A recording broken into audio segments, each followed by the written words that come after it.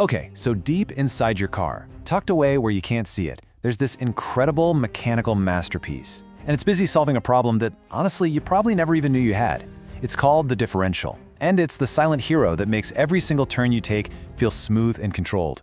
But to really get why it's so brilliant, we've got to understand the problem it was designed to solve in the first place.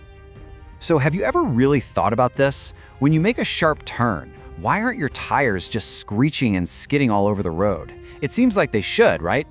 Well, the answer is all thanks to a fascinating piece of engineering that solves a really fundamental physics problem. The whole challenge that the differential takes on is really all about the pure physics of making a turn. It's like a geometric puzzle that every car has to solve, and it all starts with the different paths each of your wheels takes. Just picture it for a second. When your car turns, that inside wheel, it's tracing a really tight, short path. But the outside wheel, it has to travel a much longer distance, and it has to do it in the exact same amount of time. So to pull that off, it literally has to spin faster than the inside wheel. It's just simple geometry. So what would happen if you just ignored this problem? What if you connected both wheels with just a solid metal bar, forcing them to spin at the exact same speed all the time? Well, it would be a total mess. One of the wheels would be forced to slip and drag along the road. You'd get horrible tire wear, you'd lose a ton of traction, and you'd be putting a massive amount of strain on the whole axle. Not good. So this creates a kind of mechanical paradox, right?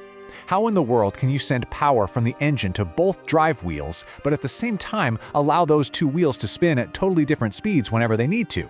It sounds impossible, but the solution, well, it's one of the most elegant pieces of engineering in your entire car. And here is its job description, plain and simple. The key thing to get is this dual purpose. The differential is kind of like a mechanical negotiator.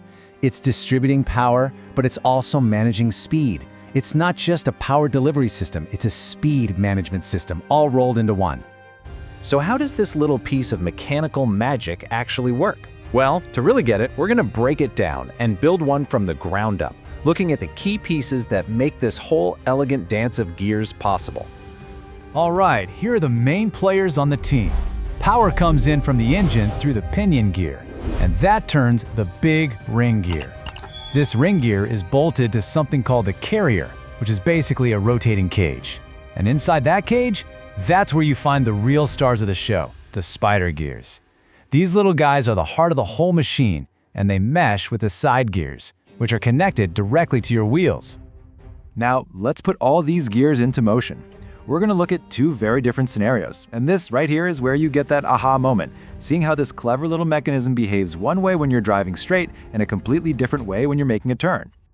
Okay, first up, the simple case. Just imagine you're driving down a perfectly straight road. The resistance from the road on both your left and right wheels is pretty much exactly the same. So what are our gears doing? So when you're driving straight, the spider gears, they don't actually spin on their own little pins. Nope. They're being pushed by the carrier, and they, in turn, push on the two side gears with equal force. They effectively act like a solid wedge, locking the whole assembly together. In this state, the differential is basically behaving just like that simple, solid axle we talked about. Both wheels get power, and they both spin at the exact same speed. Okay, but now, this is where the magic really happens. Let's say you start turning the steering wheel. Suddenly, the resistance on the two wheels isn't equal anymore. That inside wheel starts to slow down, and the outside wheel wants to speed up. This part is just brilliant. As that inside wheel slows down, its side gear creates some resistance. While the spider gears, which are still being spun around by the main carrier, have to do something, so they start to spin on their own pins. They literally walk around the slower inside gear.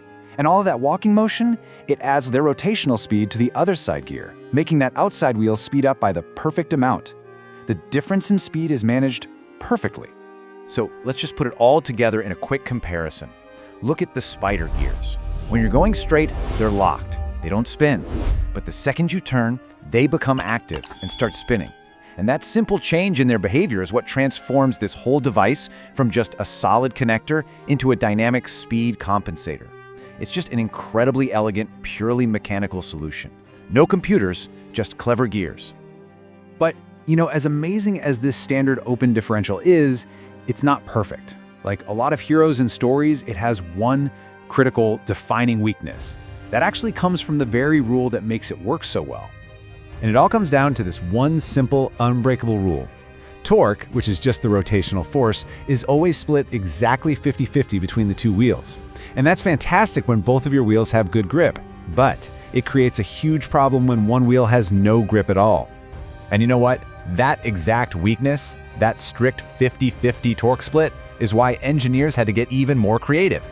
It led to the invention of more advanced systems, things like limited slip and locking differentials. You see them in race cars and serious off-road trucks, and they are designed specifically to find clever ways around this rule to send power to the wheel that actually has some grip. Which leaves us with one final little thought experiment. Based on everything we've just talked about, that 50-50 torque split, what do you think happens if one of your drive wheels is on solid, grippy pavement and the other one is sitting on a patch of pure ice with absolutely zero traction? Now that's where the story of the differential gets even more interesting.